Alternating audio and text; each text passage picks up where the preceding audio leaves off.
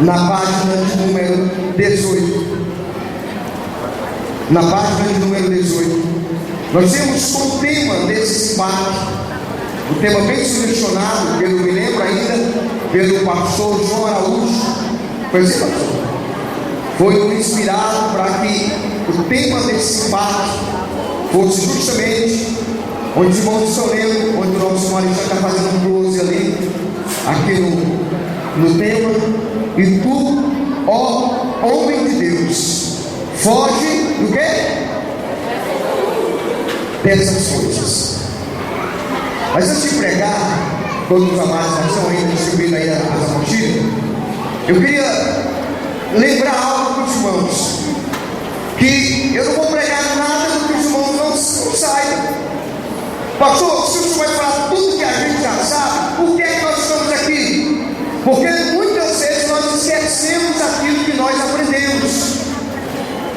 E a segunda coisa que eu quero que os irmãos coloquem no seu coração é que quando nós damos mais ênfase ao mensageiro, nós perdemos a excelência da mensagem que ele está trazendo.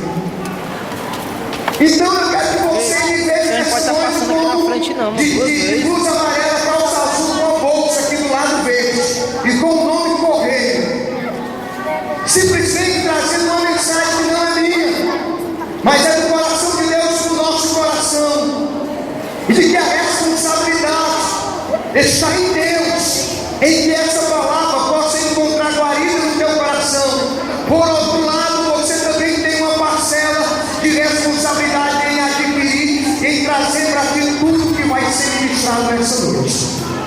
Amém? Página 18. Todos encontraram aí, amém? Amém. Diz assim: tu, porém, ó homem de Deus, foge dessas coisas, segue a justiça, piedade, a fé, o amor, a constância e a mansidão. A codificação do homem é um sinal trágico que a humanidade infelizmente está tomando. Pastor, o que é codificação? Está aí na notícia. É a banalização da vida, a perda de valores éticos, morais, que intervém a prioridade do ser humano, da vida. Aí as coisas começam a ter valor acima do que deveriam ter. E aí a pessoa nessa codificação começa a ter um estilo de vida que na sua essência tenta desfazer as palavras do Senhor Jesus. Que Jesus olhou para as pessoas preocupadas, se matando em trabalhar, se matando de um lado e do outro, ganhar tanta coisa. Eu disse: ei, olha os passarinhos aí que nem plantam nem semeiam. Quando você está nessa busca desesperada, sem descanso, sem relacionamento, sem entender que tudo que existe é para que você viva bem, você acaba perdendo o essencial, a finalidade, que é a vida. E aí, meu amado, a gente vê a nossa sociedade tristemente caminhando, colocando o valor do ter acima do ser. A sociedade hoje, muita gente passa a dar mais valor ao bem material do que as virtudes, amor, consideração, amizade, fidelidade, paz, os valores que são eternos. As coisas espirituais vão ficando secundárias, terceirizadas, aliás. E aí, nessa luta, a gente consegue perceber que tudo isso é por causa desse relativismo. Vou tentar ser bem simples aqui para os irmãos entenderem. Relativismo moral e religioso. O que é isso, pastor? É que tudo, querido, fica sendo relativo. De que nada é certo, depende da visão, depende da forma que eu vejo a coisa. E quando eu penso assim, a sociedade vai tirando os marcos, os nortes, as orientações, os referenciais. E aí, quando se tira referencial de como educar os filhos, quando se tira referencial de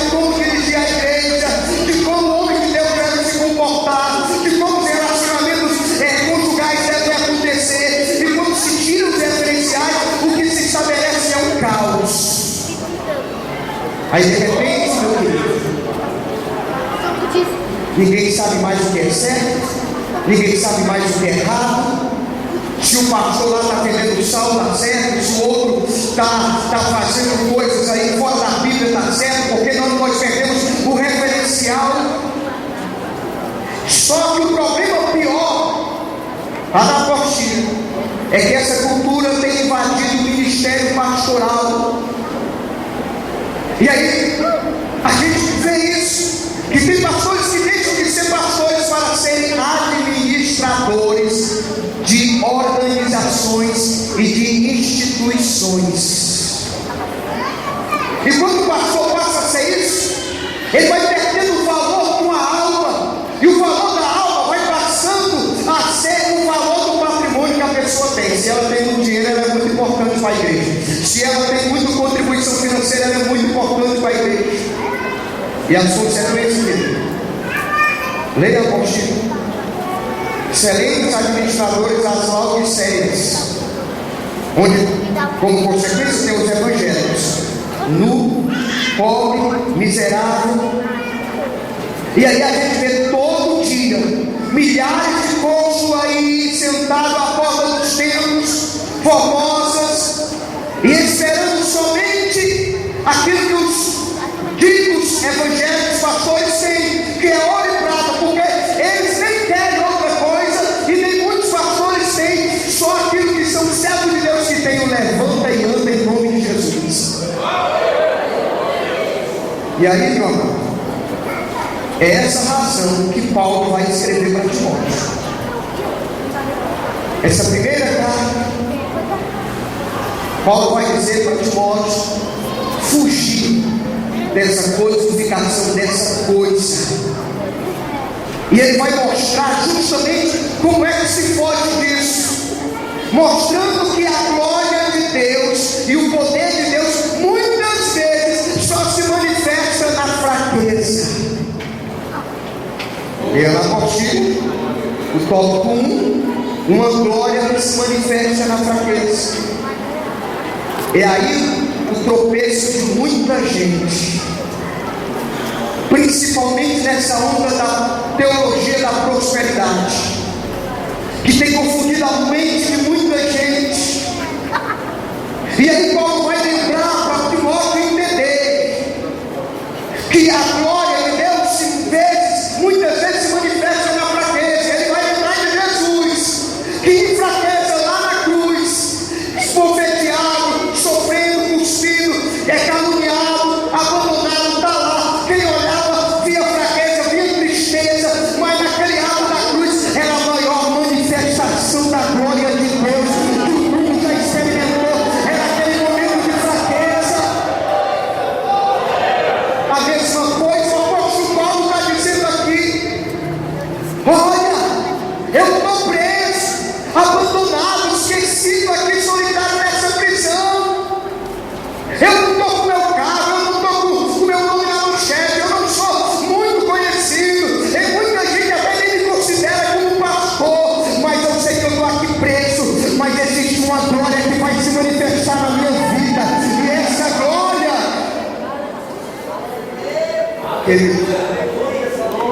que nós devemos buscar, porque às vezes nós queremos tanta coisa aqui na terra e esquecemos da glória de Deus na nossa vida. E aí a gente vê muitos pastores com status e pouca unção, que não expulsa mais demônio, porque tem que chamar e manda um ciclo de oração para expulsar demônio.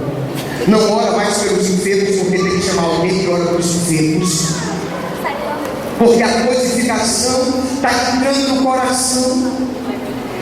E aí o apóstolo Paulo vai mostrar justamente isso. Timóteo, essa glória é efêmera, essa glória que o mundo oferece, ela é passageira, mas existe uma glória que vai vir, Timóteo. E para a gente entender isso, olha a circunstância que Paulo está. Leia aí a apostila. A carta de Timóteo foi escrita, querido, aproximadamente no ano de 64 depois de Cristo. Nessa época aconteceu um grande incêndio, e naquele incêndio culparam Nero de ser o autor daquele incêndio, e né, se fosse hoje nós estávamos dizendo malaca como ele era, colocou, para fugir da culpa, colocou a culpa nos cristãos. E aí, como consequência, houve uma violenta perseguição com os crentes da época. E segundo historiadores, é nessa época, provavelmente, de perseguição, é que o apóstolo Paulo vai escrever 3 cartas pastorais. E essa perseguição, agora o apóstolo Paulo escreve essa carta aqui 35 anos depois de ter caído do cavalo lá em Damasco e ter encontrado-se com Jesus, sabendo que já tinha sido julgado, abandonado, já estava a sentença de morte decretada sobre a sua vida, e nem se entendi, querido. Se a gente olhar os olhos humanos, esse apóstolo, se fosse hoje, ele estava desconsiderado.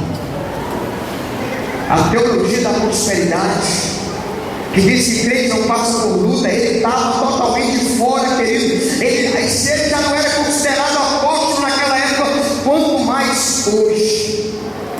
E é este o pano de fundo que o apóstolo Paulo escreve essas cartas. E ele diz que a carta que ele está escrevendo, a situação que ele se encontra, está lá em 2 Coríntios 5,7. Lutas dentro, por fora, e temores por dentro. Mas ele consegue perceber que é por causa da luta por fora e do temor de dentro, é que ele consegue perceber que o poder de Deus cada dia vai se aperfeiçoando na fraqueza dele. De tal forma ele fica forte que nada detém o ministério que Deus tem com ele, nem as cadeias de Roma, nem as prisões do calabouço, nem a distância dos ministros, nem as épocas e eras que separa Paulo de nós hoje, separa o grande ministério que se aperfeiçoa na fraqueza daquele homem de Deus. E aí, meu amado, página 19, nós temos um ministério que vai além dos alicerces e das prisões. Mesmo privado, leia aí a apostila, da liberdade física, Paulo sabe que a palavra de Deus não está presa com ele. E o que leva ele a escrever a Timóteo, o motivo de Paulo escrever a Timóteo, é porque tem um problema na alma dele que oprime ele, que deixa ele perturbado. Pastor, será que é porque ele está sabendo que vai morrer? Será que é porque ele foi abandonado por todos ali?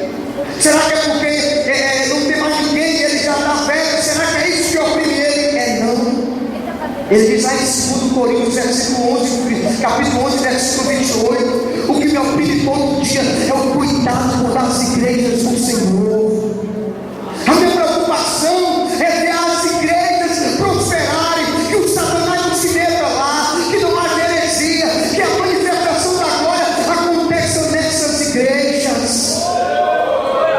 Porque ele mesmo disse: eu não estou preocupado comigo não, eu sei que eu vou morrer, mas eu tenho uma coisa, eu combati o bom combate, querido, eu combati o bom combate, completei a carreira, eu guardei a minha fé. E aí eu vejo, infelizmente, até pastores e obreiros combatendo mal o combate, não guardou a carreira, não guarda a carreira, e muitos ainda perdem a fé. E Paulo, tendo essa preocupação, ele recebe a inspiração do Espírito Santo, que o apóstolo João, você só vê isso aqui no comandinho, viu? O apóstolo João só vai receber não sei quantos anos depois, que a igreja tem uma responsabilidade sobre os seus obreiros. A carta que João escreve dizendo aos anjos da igreja, o anjo da igreja que está na Eudesina, em Efésios, em cada canto, Paulo já sabia que pesava sobre os ombros dos pastores, dos obreiros, a responsabilidade da obra de Deus. Por isso que ele vai escrever não para a igreja, ele tem um discernimento melhor e ele vai escrever diretamente para Timóteo. E ele procura levantar Timóteo, dizendo: olha, Timóteo, você tem que estar alicerçado eternamente no alicerce. E esse alicerce é ministrar, é o ministério que está em Cristo, é revelado nas Escrituras. E quem é Timóteo? Leia a apostila aí. É um jovem ministro, discípulo, aprendiz do apóstolo Paulo. Paulo deixou ele na igreja de Éfeso, lá no capítulo 20, você vai perceber isso também em Atos dos Apóstolos. E aí ele tem notícia de que o apóstolo, do que é o seu discípulo Timóteo, não tem notícia que ele se transformou em apóstolo, mas disse que ele é discípulo ao jovem Timóteo, pastor Timóteo. Está sofrendo pressão, luta, aflição, conflito dentro da igreja, a cultura que onde ele está, ali sendo estabelecido. E o conselho de Paulo é para exortar Timóteo, para consolar Timóteo. E Paulo escreve 2 cartas para Timóteo. E aí, quando a gente olha a primeira, a gente vê Timóteo trazer algumas diretrizes à igreja, e a segunda a gente vê, além de diretrizes, algo particular para Timóteo. E o que me chama a atenção, meu amado, é que quando na segunda epístola, no capítulo 1, versículo 4, a segunda epístola é uma carta não mais de um obreiro para outro obreiro, mas é de um pai para filho, é uma carta de coração para coração, é uma carta, a segunda carta de Timóteo, escrita com lágrimas. Paulo lembra ao jovem Timóteo, dizendo: Timóteo, no versículo 4, capítulo 1 da segunda epístola, quando eu lembro das suas lágrimas, Timóteo, e eu fiquei procurando ler essas lágrimas lá em Atos capítulo 20, quando Paulo vai, chama todos os presbíteros, os bispos lá de Efésios, chama eles e diz: olha, pessoal, eu já estou indo embora, vocês não vão ver mais o meu rosto, eu só tenho uma revelação de Deus. Onde eu chego, de cidade em cidade, o Espírito Santo me avisa, é tribulação em cima de tribulação. Se fosse muito sofrer, dizia assim: eu não vou não, Deus já está me avisando, é tribulação.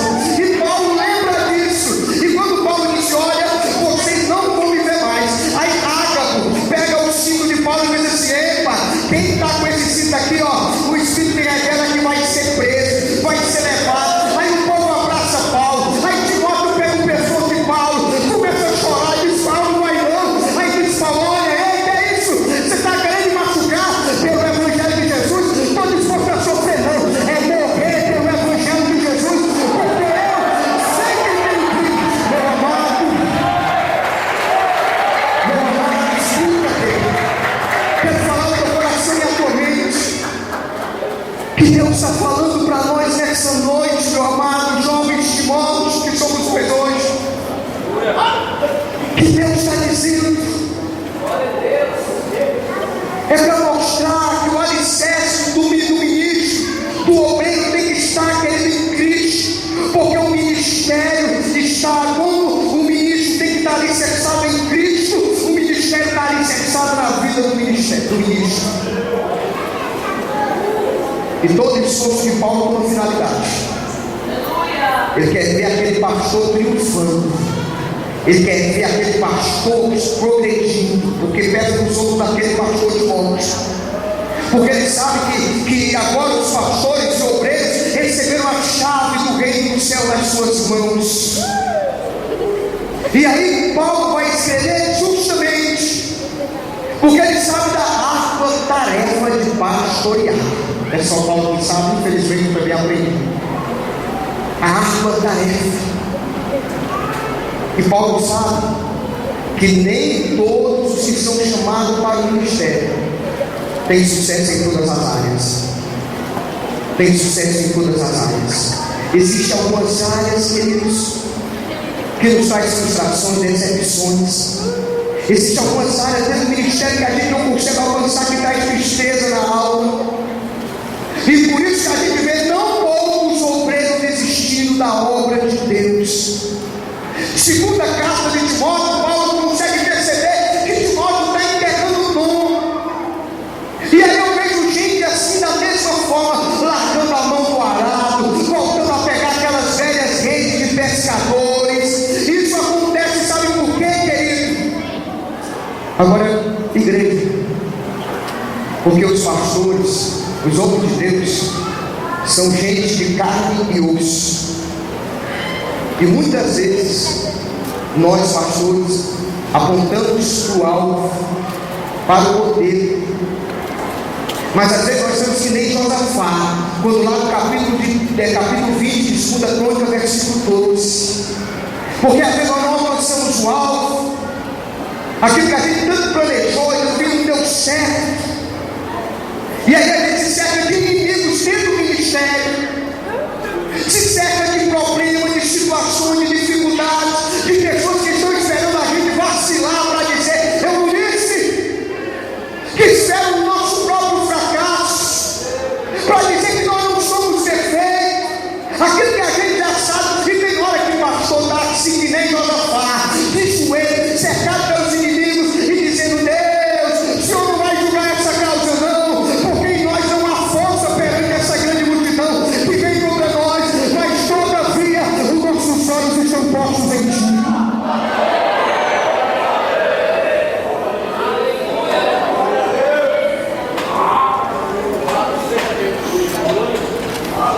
Por isso, igreja, onde houve um apelo, eu creio que amanhã também haverá esse apelo. Igreja, sustente seus pastores obreiros com oração. No lugar de reunir 2, 3 horas, 3 pessoas, falando horas e horas da igreja, do pastor, dos obreiros, vou cobrir eles de oração. No lugar de levar o defeito deles para os ouvidos dos outros, leva eles no joelho para os pés de Jesus. É isso que eu quero fazer. Vele pelos seus pastores, para que eles continuem no ministério e não desistam da obra do Senhor, queridos. Não esqueçam de porque são eles que velam pelas vossas vidas, como aqueles que hão de dar conta. Lembre que é difícil ser obreiro aprovado, lembre-se disso. Tão difícil quando nós olhamos o discípulo, meu amado, que a gente vê aquele jovem, aquele homem que deixou as redes, o seu pão, a sua vida para se agarrar ao ministério. A gente fica até surpreso, porque não sei se no corpo ou no espírito, Deus sabe. Fui convidar alguém para dirigir uma obra, o senhor vai me pagar quanto? Desse jeito. O senhor vai me pagar quanto? Sabe que o apóstolo Paulo está escrevendo porque ele sabe a luta do ministério, principalmente quando o obreiro servo de Deus luta contra essa correnteza que está aí na nossa sociedade. Muitos deles não estão na mídia, manchete de jornal não tem o nome deles, eles não vivem na teologia da prosperidade.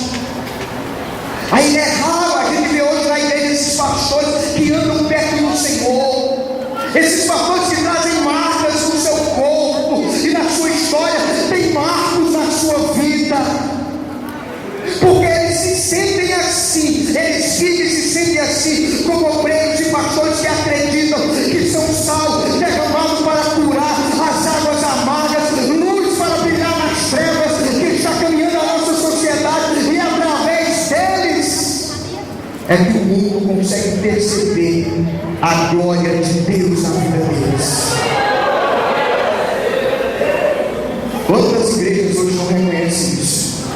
Quantas pessoas hoje não valorizam seus pastores? Paulo sabe, meu querido, a solidão da ingratidão que é o obreiro do Senhor, sofre isso. Chega a ser às vezes desestimulante se não for pela graça de Deus. Quer ver um exemplo aqui que eu vou contar? Fala ou não fala? Só os pastores. Fala ou não fala? Quem se você dissesse falar, não falar? Quer ver um exemplo? Da ingratidão. Eu vejo gente chegar na igreja toda arrebentada, miserável, perdido, perdido na igreja. Agora eu vou fazer que nem Paulo. Paulo fez lá na igreja de Corinto. Vocês suportam aí um pouco da minha loucura aí. O apóstolo Paulo disse isso. Mas vem um indivíduo, o elemento, o sujeito chega na igreja, todo arrebentado, vem falar com o pastor, a vida destruída, viciado, separado da família, desempregado, doente, todo arrebentado, desgraçado. Aí o pastor cuida dele, ajuda ele de toda forma, espiritualmente aconselha ele, ajuda com cesta básica, paga água, paga luz, dá mais cobertura de oração, ajuda. E aí quando ele começa agora a ser abençoado, Deus começa a levantar ele, a soberba cresce no coração. Aí começa. Quantas vezes o pastor levou para o hospital? Quantas vezes o pastor achou? Eu estou falando que nem louco, é como se eu estivesse fora de mim, como diz o apóstolo Paulo. Como louco estou falando aqui. Aí quando foi abençoado, aí acha que o pastor não sabe muito, ele sabe agora. Agora ele é um tal. Aí começa a cuspir no prato que comeu, joga pedra no pastor, joga pedra na igreja, e esqueceu que o tempo mais difícil, Deus colocou aquele pastor para estender a mão, para levantar ele, para curar a vida dele, para ajudar ele. Estou falando como louco, estou falando como que fora de mim, diz o apóstolo Paulo. Mas recebe aí que é de Deus, levanta a mão, recebe aí.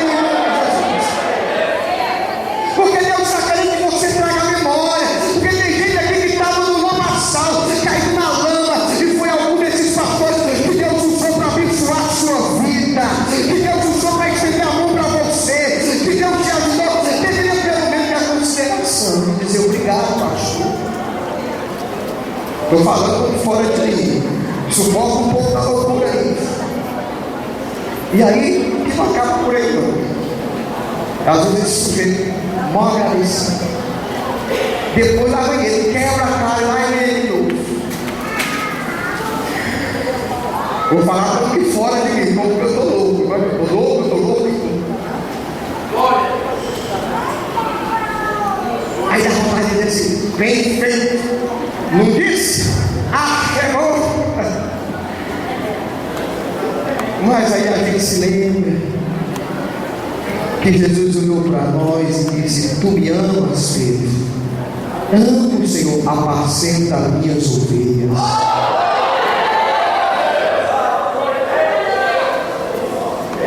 Aí a gente lembra que se não fosse a misericórdia de Deus, para onde nós estávamos? E isso, meu amado, chega sua mão aí, aponte para o seu pastor, onde ele estiver. Você que tem pastor aqui, diga: Jesus, tem misericórdia de mim. Glória a Deus, aleluia, glória a Deus.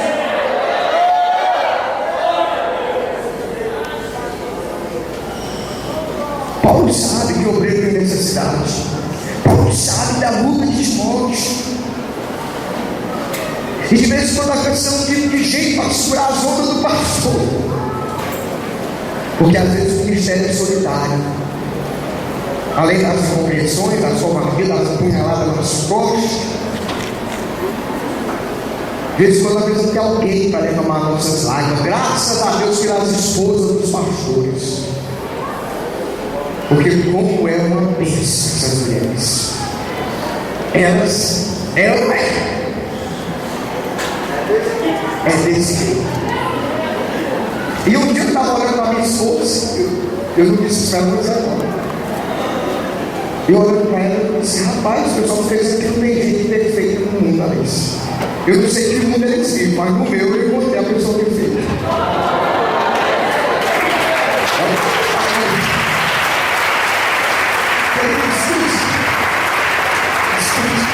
É verdade.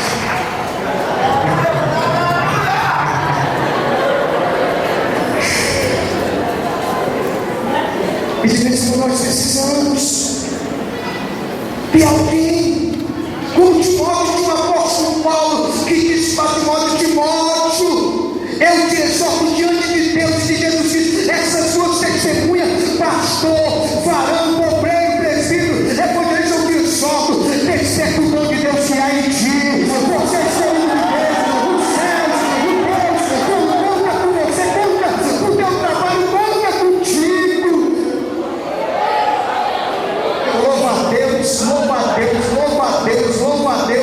pela Comadip, pelos obreiros que tem nela. Eu dou glória a Deus, pois são uma bênção. Meu querido, é uma bênção poder contar com esses homens. Mas às vezes nós sofremos muito porque nós somos autossuficientes. Posso contar fraqueza, posso contar nada para ninguém, e está morrendo e não encontra ninguém no seu lado. E esses ingredientes que a gente falou, que Paulo está dizendo para Timóteo, podem endurecer o coração do ministro. E aí ele passa, porque está tão magoado, levou tanta pancada, aí ele passa a coisificar as coisas. E o apóstolo Paulo está dizendo: foge disso, Timóteo. Cuidado com o teu ministério, cuidado com o teu coração. Não trata as coisas de Deus e as pessoas como coisa, não. E ele vai escrever as cartas. E as cartas, querido, as epístolas, elas são ainda, o item 5, leia aí. Paulo vai dizer: foge da codificação. As epístolas são uma série de textos deontológicos, quer dizer, é um conjunto de deveres e princípios e normas que um grupo determinado precisa ter para poder agir. E dentre elas, o apóstolo escreve essas três, que são chamadas pastorais: Tito e 2 para Timóteo. E eles são especificamente para aqueles que trabalham na luta, na obra e no corpo de Cristo, que trabalham na comunidade. São orientações de foro íntimo da obra de Deus. Ela exorta, ela nos anima. E Paulo, querido, começa dizendo para Timóteo: Timóteo, não vou te apresentar nada de novo, não vou te dar nenhuma novidade, Timóteo. Eu estou aqui para afirmar que o fundamento continua sendo o mesmo, Timóteo. Paulo exorta Timóteo: persevera em permanecer nos fundamentos.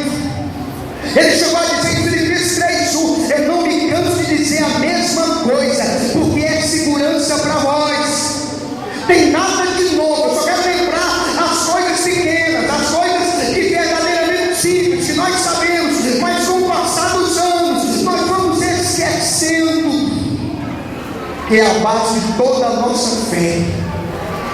E Paulo sabe, só tem um jeito da gente permanecer dessa forma, nessa luta desenfreada de novidade.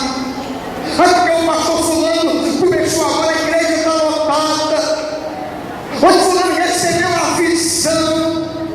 Paulo diz: Timóteo, esquece isso, Timóteo. Obreiros, pastores da Comadip, esqueçam isso em nome de Jesus. Persevera na doutrina do Senhor Jesus, cuida mesmo da doutrina da palavra de Deus.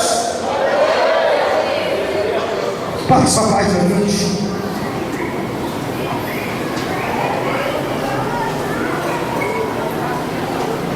Paulo sabe que a tendência é se deixar influenciar. A gente vive numa época de tanta novidade tecnológica, progresso científico, a cibernética, progredindo, a busca do novo todo o tempo, estabeleceu na sociedade essa mentalidade de sempre tem que ter algo novo, celular novo, e vai. Aí de repente essa mulher não tem que ser outra mais nova, esse homem não tem que ser outro mais novo, levanta a mão e diga: queima, está queimado. Mas essa mentalidade que está impregnada na sociedade tem refletido grandemente dentro da igreja, dentro dos ministérios. Há uma busca louca por novidade. Aí tem que ter novidade, inovação, grandes coisas, novidade. Só que aos poucos, aquilo que Paulo disse lá em 2 Coríntios 11:13, vai afastando da simplicidade, a astuta cilada da serpente, a simplicidade que é em Cristo. E Paulo fala que isso vai nos separando do genuíno mistério. E aí muitos correm de um lado e do outro, abandonam o fundamento do foco, buscam coisas extra-bíblicas e contra a Bíblia. E aí, meu amado, nessa busca, a gente consegue ver que agora, aí a onda teve um tempo que era ser visto, né? Era bispo, bispo, bispo, bispo. Agora a onda que você ser o quê? Apóstolo. Depois vai ser querubim ungido. Depois vai ser patriarca. Agora é patriarca, apóstolo, já está vendo? Depois vai ser vice-deus. Querido, leia a apostila. Todo exegeta sabe que a palavra grega para apóstolo, ela vem lá de apóstolene, que quer dizer enviar. E tem vários significados ali quando ela é usada no Novo Testamento. Isso é usado lá. E ela expressa, querido, elementos que falam de comissão, de autoridade, que envia responsabilidade. O apóstolo é alguém que vai à autoridade de alguém, com uma missão específica. Mas esse apóstolo ele vai, mas ele tem alguém para prestar conta. Mas meu amado, olha a coisificação do ministério. Tem levado homens que são amantes de si mesmos, não ligados em fazer a obra de Deus, mas a cobiça, quer o poder, quer poder ter. E aí fica encantado com o título. Agora eu não sou mais pastorzinho, não. Nós tínhamos um desses por aqui. E foi, agora ele é apóstolo. E se transforma em apóstolo. E aí, a razão da existência é o cargo, e não mais a carga da obra de Deus. Só que é um problema que Timóteo tinha que enfrentar. Como isso acontece? Como é que acontece com o obreiro, com o pastor ungido? Homem que um dia era apologista, era sempre de servo de Deus, era alguém que verdadeiramente as marcas de Cristo estavam nele. Como isso acontece? O processo da coisificação. Sabe como acontece? Quando a pessoa, cuidado, pastores, para nós, e crentes também, começa a se apegar a coisas frívolas, e aí vai gerando no coração desejo, meu amado, carnais, sentimento de cobiça, orgulho. Aí a pessoa vai ficando alienada de tal forma que ela não percebe mais nada, que o valor para ela é patrimônio, é dinheiro, e aí o ser humano não tem mais importância. As consequências, a pessoa vai se tornando materialista, vai ficando preso em vícios, hábitos insensatos, vai roubando as virtudes que aquele obreiro, que aquela pessoa tinha, e sem perceber, está tratando todo mundo como coisa, como objeto. E Paulo exorta para Timóteo: foge dessas coisas, foge dessas coisas que petrificam a tua alma. Cuidado, não deixa as lutas, as agulhas, e também não as luzes desse mundo brilhar de tal maneira que o teu coração fique petrificado, Timóteo. Olha o item 8, que é que Timóteo vai dizer: segue o ministério de Cristo. Pastor, obreiro, não esquece o foco principal. Nós não fomos chamados para ter ministério bem sucedido, mas para continuar o ministério de Jesus, que foi amigo dos pecadores, compassivo com os pobres, se identificou com as dores das viúvas e dos órfãos. Ser pastor não é acumular títulos acadêmicos, posições sociais, não é ser conhecido por político tal, político poderoso, nada. Ser pastor, meu amado, é andar na presença do Senhor Jesus, servindo a todos aqueles a qual Deus tem aqui nessa terra para salvar.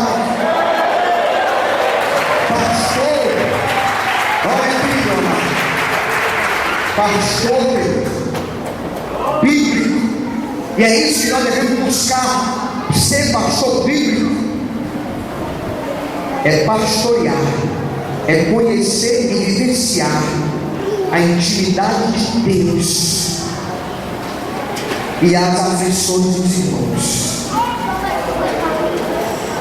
Você quer ser pastor? Quem quer ser pastor e quem é pastor, levanta a mão e diga: esse aqui, Jesus. Ser pastor é cuidar da família que está com problema. Ser pastor, meu querido, É cuidar daquela mãe que entregou o filho que estava morto.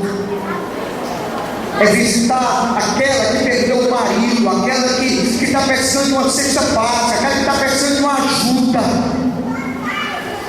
Ser pastor é amar as pessoas e pregar a palavra e viver o ministério do amor. E como se vivencia isso se nós estivermos fora do ministério de Jesus?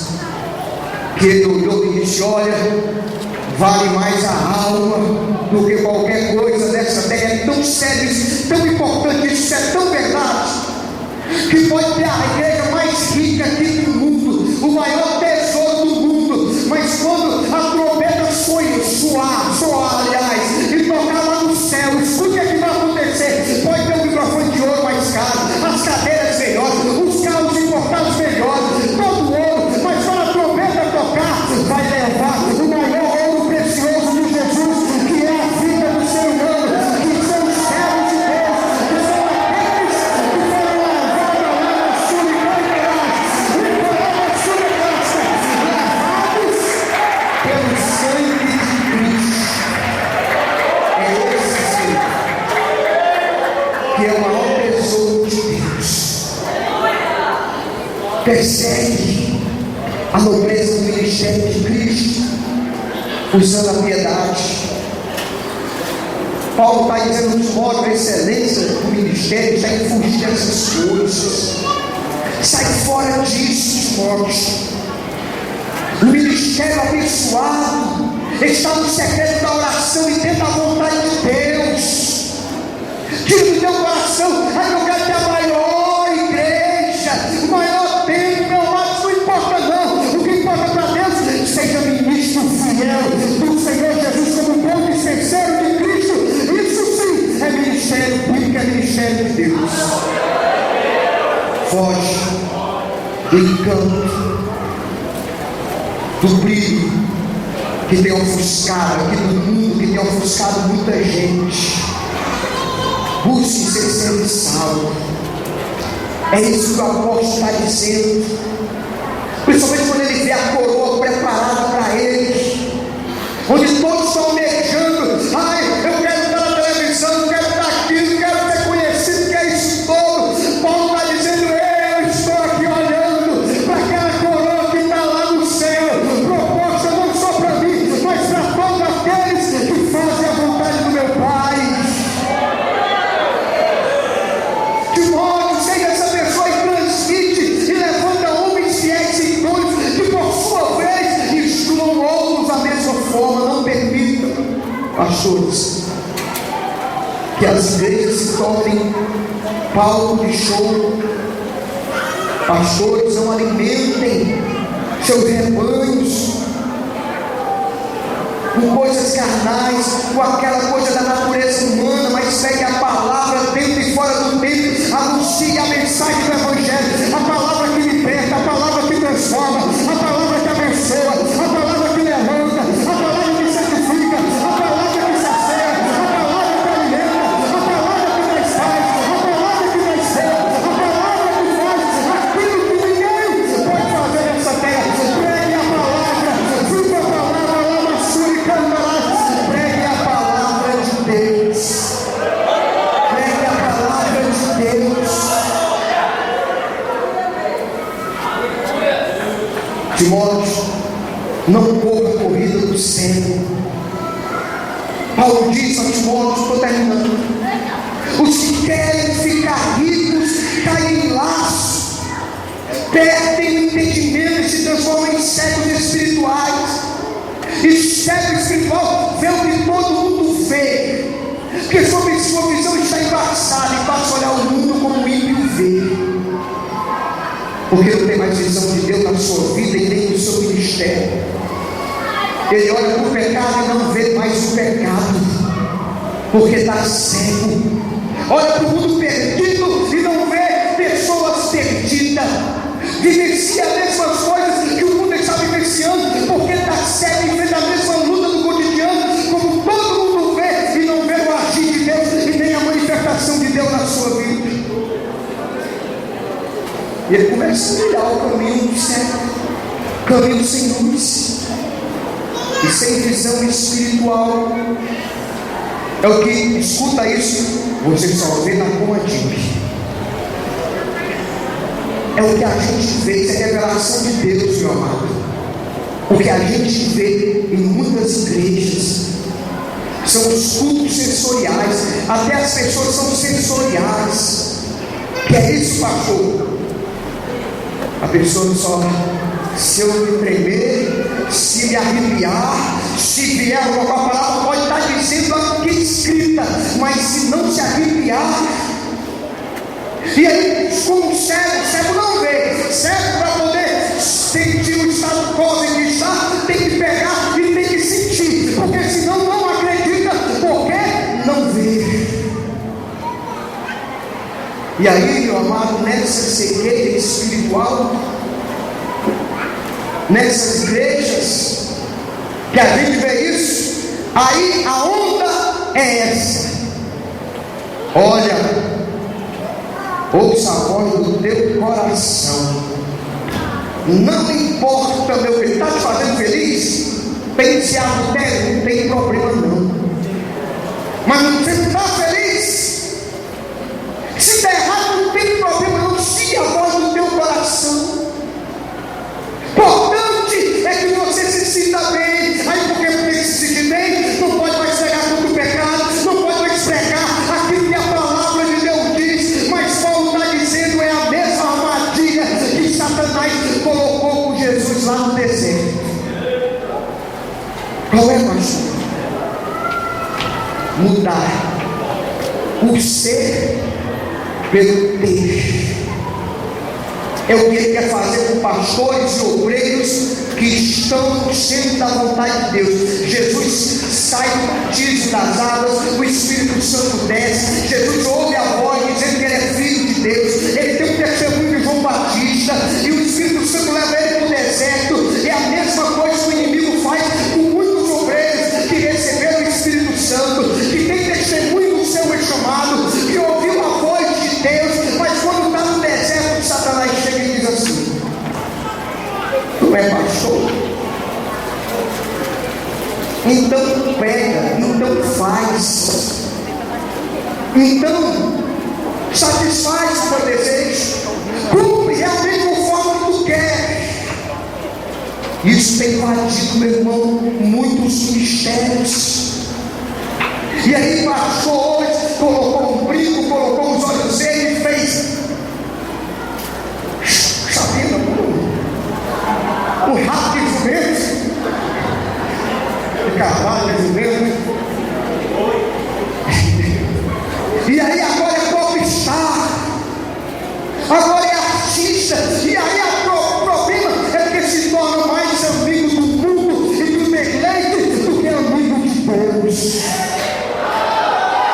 Mas Timóteo diz Paulo, obreiro, pastor, foge dessas coisas. O que você tem aprendido de mim, permanece nisso, em nome de Jesus, porque senão, nessa cegueira de crescer, de buscar, que eu tenho que provar daquele pastor, que eu tenho que provar daquele dali, meu amado, a consequência é uma cegueira espiritual. E essa cegueira deixa o ministério infrutífero e ocioso. Deixa o ministro também nessa condição, se torna cego ao ponto, meu querido, de se tornar incapaz de orar pelo seu casamento, de orar pela sua família. Olha o problema e diz: não tem jeito, porque não vê mais milagre. Se tornam incapazes de usar a fé. Vê um doente, como eu disse, chama a irmã que tem dor. Vê um demônio, chama o irmão que trabalha com problema de libertação, porque não tem fé. E aí ficou infrutífero e ocioso. E quando está assim, só vê o que os outros têm. Lembra de Geazi e Eliseu? Lá em 2 Reis, capítulo 6, versículo 16 e 17. Eliseu acorda de manhã, o rei da Síria mandou um exército grande cercar eles. Eliseu levanta, Aí ele vê, glória a Deus. Aí ele vê Geazi, meu rei, meu Senhor, carros de cavalo, eu vou morrer. Que foi, Eliseu? Que foi, Geazi? Está lá, cercado de tudo, nós vamos morrer. Eliseu, Geazi, maior é o que está conosco do que são com eles. Não, eles têm casa, eles têm cavaleiro, tem cavalo, tem lança, tem espada. Geazi, maior que está conosco. A mesma visão que João teve quando ele escreveu a sua segunda epístola, primeira epístola, capítulo 4, dizendo: filhinhos, vocês estão sendo perseguidos, mas deixe isso para lá, porque maior que está em nós do que o que está no mundo. Filhinhos, aí, desculpa aí, Geazi, sofrendo, cego, carnal. Eliseu no verdadeiro disse: ai, Senhor, abre os olhos dele para que ele veja. Quando Eliseu ora, Geazi vê carros, cavaleiros, espada,